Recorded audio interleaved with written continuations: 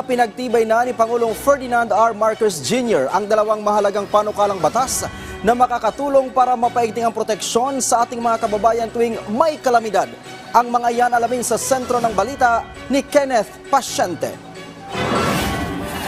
Matapos ang magkakasunod na pagtama ng malalakas na mga bagyo sa bansa, hindi maikakaila na milyong-milyong mga Pilipino ang naapektuhan, kabilang na ang pagkasira ng kanilang tahanan. Kaya para matiyak na may makakanlungan ng mga apektadong individual sa panahon ng sakuna, pinirmahan na ni Pangulong Ferdinand R. Marcos Jr. bilang batas ang Ligtas Pinoy Centers Act na naglalayo na makapagtakda ng mga evacuation center sa iba't ibang syudad at munisipalidad sa bansa na matibay at may kakayahang magbigay ng pansamantala ngunit ligtas na tirahan para sa mga mamamayang naapektuhan ng kalamidad.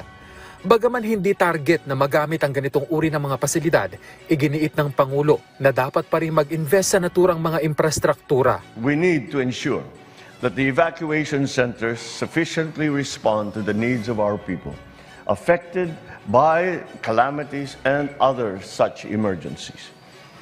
Investing in these climate-resilient facilities must be the norm, for we are not only protecting the people's lives, but also capacitating our local government units to respond, to reduce, and to manage the risks of disasters. Tugon din anya ito ng pamahalaan sa panawagan ng DepEd na hindi dapat magamit ang mga eskwelahan bilang evacuation center sa mahabang panahon dahil naaapektuhan ang pag-aaral ng mga estudyante.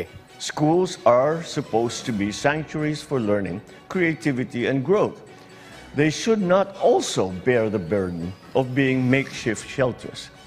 With the enactment of this law, we heed that appeal and commit to only using our schools for the promotion of our students' welfare and development of the education system.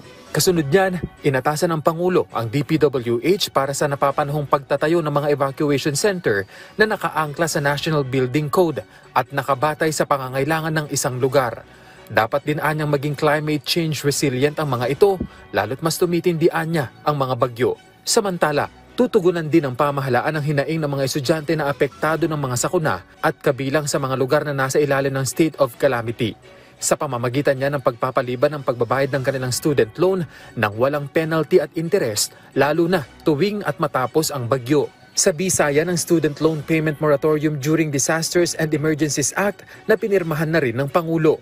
Ayon sa punong ehekutibo, paraan ito para maibsan ang financial burden ng mga estudyante at ng kanilang pamilya. The benevolence of this law allows the disaster-affected students and their families to have a breathing space as they recuperate and rebuild their lives. It is our hope that this law will help lessen the financial burden off of our students' shoulders as they continue their schooling. Direktiba naman ng Chief Executive sa CHED at TESDA na tiyakin na hindi maaantala ang pag-aaral ng mga disadvantaged na estudyante sa harap ng kalamidad. Kinilala rin niya mga lehislador na tumulong para maisakatuparan ng naturang mga batas na tutugon sa pangangailangan ng maraming mga Pilipino.